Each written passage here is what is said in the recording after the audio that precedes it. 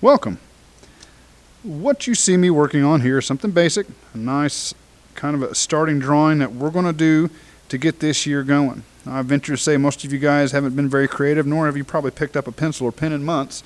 And this is going to be just something nice that we can kind of get this thing started, hopefully get the creative juices, get some good art out of you guys this year. So what you're kind of seeing me do right now is I'm just kind of working on a drawing, obviously using the name, my last name, the letters from my last name, which is right here, Powell, P-O-W-E-L-L.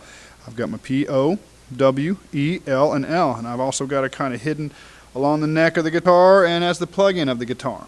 Okay, now what I'm doing right now, I'm going to kind of walk you guys through a way to go about this throughout this video, and then I'm going to kind of talk to you about what you can use. Okay, so as you guys know right now, I'm going the classic number 2 pencil on a white sheet of paper.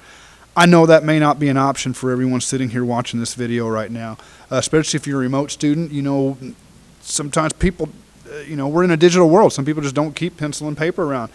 That's fine. You may need to find some with, if you don't have a pencil, if you can find, if you guys can find a marker, that'll work great. Ink pen, blue ink pen, black ink pen, green ink pen, who cares? That'll work. That'll be great. Okay, can't find that? Colored pencil. Colored pencils work fine. Crayons. I could tell you right now, I've got a 7-year-old at home, and if any couch cushion that I own, I can probably take off and find 1 or 2 of these. Okay, charcoal pencils, sidewalk chalk, anything you got. Those are all great mediums to use to create art. Well, and like I said, not everybody has white paper. Well, use what you got. Sometimes you're going to have the good old classic blue line paper. Fine, that's great. Let's draw on it. Okay, if that doesn't work, sometimes people have construction paper laying around. Hey, construction paper works. Sometimes you don't have that, you can draw on a cardboard. All right, we can draw on cardboard. We can erase from cardboard all day long. Okay, that doesn't work. I know you guys probably have envelopes laying around. Yeah, I know you've gotten a letter from Marion Unit 2 somewhere along the line. Flip it over. Let's draw on this side. Okay. Hey, I'm sure you guys probably know where presents are hidden Christmas time or something like that in your house. Get you a piece of wrapping paper, flip it over. These are great. You can draw on this all day long. It's got these little grids on here that helps you out. Proportion. I know a lot of people have done work on their homes, apartments, etc. while they've been off during this quarantine. Hey, get you a piece of wood. I got wood laying around the house. This stuff you can draw and erase on wood just like it was paper. Hey, let's get that out of here. All right. Hey, you got some paneling around the house. Aunt Lulu may have some sheets of paneling lay around out in the garage. Get you a piece, cut it off. You can draw on it, erase on it just like it's paper. Okay.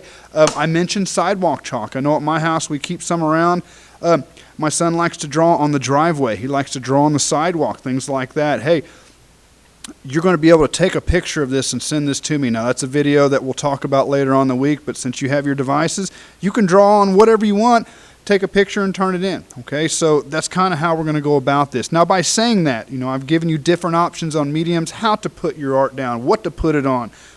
Find something. Okay, now by saying that, a lot of times with young art students, the hardest thing is getting started, staring at a blank sheet of paper.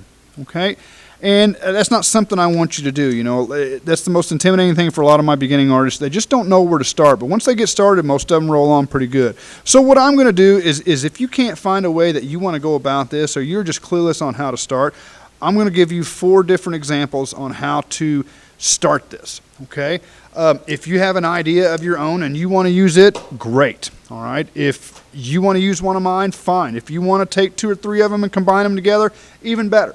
All right, so the first one I'm going to show you, and in a second video after this one, you'll see on the classwork there, there's going to be a video labeled student artwork examples. Those are examples that students I've had students do in my class over the years, so you can take a look at those also. Okay, first example, the most basic one, patterns. All right, if you don't know how to draw lettering, hey, that's fine, not a big deal. I used this example before where if you want to do some block lettering, any type of lettering, just draw the lettering out, print it. That's going to be your skeleton. I'm going to draw around my skeleton. Put in my window there. And if I had a better eraser, you could see me erase the skeleton. And voila. Okay? Or let's just say we'll shade it in to make it work. Okay? So that will work for any letter. And I should have grabbed a good eraser, huh? All right, so even if I was going to do the letter Q, all right, I got to draw around it. Okay, erase your skeleton, and you're going to have a letter. Okay, hey, if you want to go to Google Images, go to Google, type in the word font, type in lettering. You know, there's thousands upon millions of different types of lettering out there to look at. Go to Google Docs, type out your name, highlight it, pull up all the different fonts. If you see some cool lettering you want to use it. Okay, it's called visual reference. This one, very basic. I did some block lettering. I filled each letter with a different pattern. You know, you've got stripe here, polka dot, chevron. We've got plaid, rainbow, and stars. You know, any item drawn many times as a pattern. Okay, so stars count. I could flip-flop that. I could fill the background full of patterns and just have the letters. I could have patterns in the letters and patterns in the background. So it just depends on how you want to go about this. Patterns is a good, easy way to start this. If patterns aren't your style and you want to try something different, another good way to go about this is using your letters to build a shape. Okay, so we use letters of my name, just built a basic football shape here. Hey, a lot of times if you just sketch out the shape, then you just kind of fit your letters in there however they're going to fit. Okay, same way, obviously not a very good one, but that's a Nike swoosh. Okay, you could do this. I've seen people do this with all types of logos, Chevy logos, Harley Davidson, hunting, gamer, dance, whatever. Okay, so if you've got a certain type of logo you want to try to use that with, that's great. Okay, so we've got patterns, or we could build something with our letters. Okay, let's go to style number 3. This one's one of my favorites.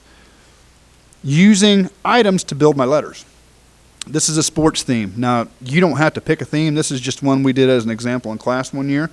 I'm a musician, so if this was me, I would be using, guitars, basses, drums, drumsticks, music notes, piano keys, microphones, things like that to build my letters. But this one's pretty self-explanatory. Sports theme, a ball and a bat.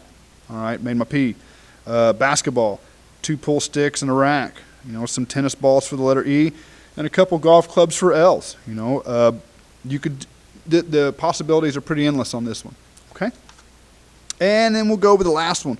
We'll go with what I kind of call a hidden picture, or maybe your letters are just somehow part of the picture. Okay.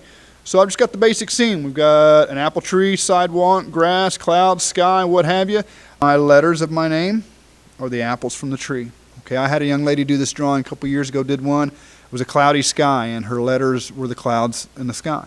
Okay, I've seen some. I saw a young man do this one time, and it was neat. He did a scoreboard at a basketball game, and his letters, his name, made up all the different scores and fouls and time and whatnot. So you can go either way. Okay, so that gave us 4. All right, we've got our picture where our letters are just part of it. We can build something or use things to build our name. Okay. Like I said, I use the musician one. That's how I would go about this, or an art one with paintbrushes and whatnot. Okay? We've got where we're building a shape out of our name. Great one. And the first one we started with was the patterns. Now remember, maybe if you can kind of come up with your idea, especially if you're very limited on resources on what to draw on, maybe kind of work this out in your head a little bit before you go to drawing on this. Right now, I don't want you to worry about how we're turning this in. Video I will go over probably Thursday of this week. I will send out. Right now, I just want you to worry about the artwork. Okay, I want you to worry about getting this drawing down. Don't worry about if it's black or white or whatnot. We're going to talk about that. We're going to use some programs maybe to put these in to add color. So you got 4 different ways. If you can't figure out one, take one of those ideas, make it your own, go with it. Okay. The number 1 rule of this whole thing is to be creative. Not everyone's a great artist, but everyone can work hard on it and everyone can get better. Okay? Good luck.